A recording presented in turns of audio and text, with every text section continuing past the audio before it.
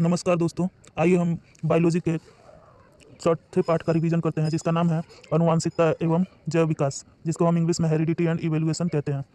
पहला क्वेश्चन है, जनकों से उनकी संतानों से पीढ़ी दर पीढ़ी युग्मकों के माध्यम से पैतृक गुणों का संचरण क्या कहलाता है?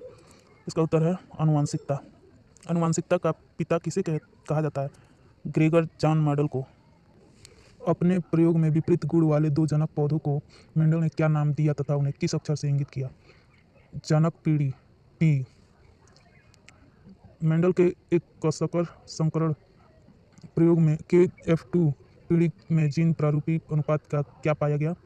1:2:1। किसी जीव की जीनी संचरण कहलाता है? जीन प्रारूप या जीनोटाइप। मेंडल ने अपने प्रयोग के लिए बगीचे में उगाए जाने वाले किस पौधे का चयन किया? साधारण मटर। ओके। जीव विज्ञान की वह शाखा जिसके अंतर्गत विभिन्नता तथा आनुवांशिकता का अध्ययन किया जाता है कहलाता है आनुवांशिकी। क्या कहते हैं? आनुवांशिकी। अफ्रीकी मानव का सबसे निकट संबंधी है चिंपैंजी। पक्षी तथा तितली के पंख हैं असमजात अंग। क्या है? असमजात अंग। प्रत्येक गुणसूत्र दो कुंडलित धागों का बना होता है जिससे कहते हैं अर्धगुणसूत्र। जितना डीप में पढ़ना था बच्चों साल भर में पढ़ लिया, अब इसको रिवीजन करने का टाइम है। सिर्फ देखते जाओ और सुनते जाओ, क्या पता इसमें से क्वेश्चन जरूर आ जाए, क्योंकि एग्जाम का एक एक नंबर कीमती होता है, इसलिए सुनते जाओ और देखते जाओ। अगला क्वेश्चन है, जीव विज्ञान की वो शाखा जिसके अंतर्गत विभिन्नता तथा आनुवांशिकता का अध्ययन किया जाता है कहलाता है आनुवांशिकी। ये तो हमने पढ़ लिया था। अगली क्वेश्चन है, अफ्रीकी मानव का सबसे निकट संबंधी है चिंपैंजी। पक्षी तथा तितली के पंख है असमजात। प्रत्येक गुणसूत्र दो कुंडलित धागों का बना होता है जिसे कहते हैं अर्धगुणसूत्र, जिनकी उपस्थिति तथा मूल रचना में समानता होती है किंतु कार्य के अनुसार उनकी बाह्य संरचना में परिवर्तन हो जाता है। ऐसे अंगों को कहते हैं समजात अंग। वर्तमान प्राणियों में कुछ संरचनाएं ऐसी पाई जाती है जिसका शरीर में अब कोई उपयोग नहीं रहा गया। ऐसी संरचनाओं को कहते हैं अवशेषी अंग।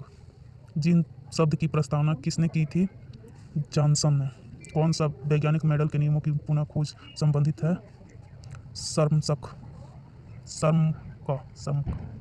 गुणसूत्र बने होते हैं डीएनए तथा प्रोटीन्स व आरएनए के। कोशिका में आनुवांशिक पदार्थ है डीएनए। द्विसंकर क्रॉस के फलस्वरूप उत्पन्न पौधे का फिनोटाइपिक अनुपात है 9:3:3:1। नाम किसे दिया? नाभिक अम्ल।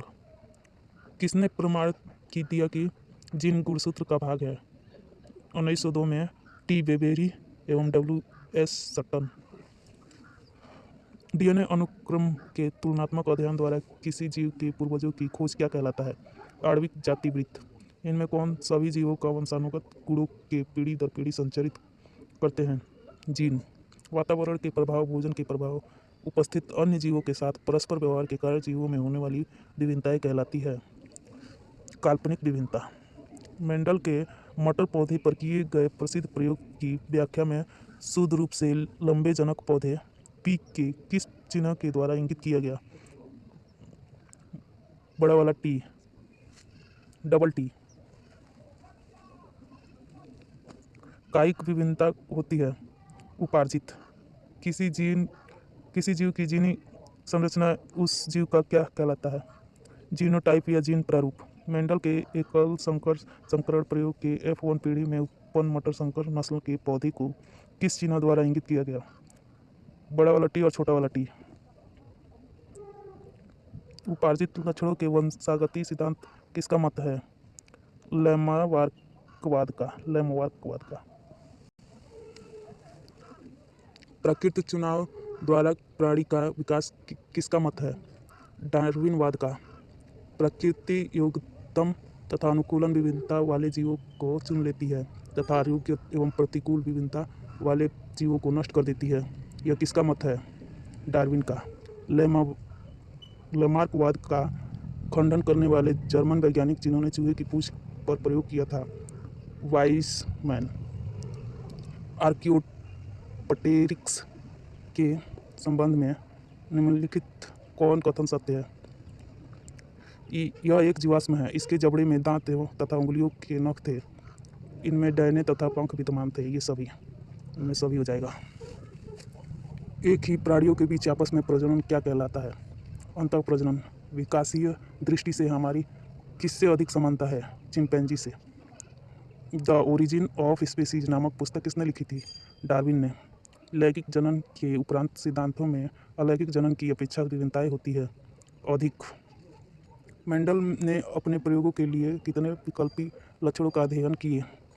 7। एक एकल संकर क्रॉस के फलस्वरूप लंबे एवं नाटे पौधे का अनुपात था 3:1। नर ड्रोसोफिला मेलानोस्टर में क्रोमोसोम की संख्या कितनी होती है? 6 ऑटोसोम प्लस XY।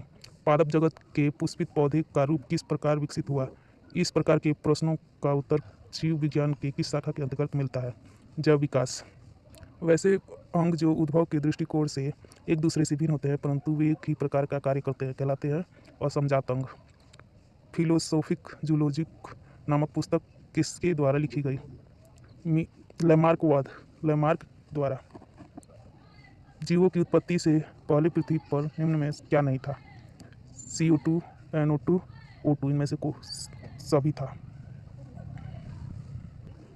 जाति उद्भवन की संभावना किसमें नहीं होती है? अलैंगिक जीवों द्वारा उत्पन्न जीवों में, स्वपरागण द्वारा उत्पन्न पौधों में, इनमें से दोनों ही। इनमें कौन जीवाश्मों के आयु गणना की आधुनिक विधि नहीं है? समान गुणों वाले अन्य जीवों के आयु द्वारा, ये नहीं है।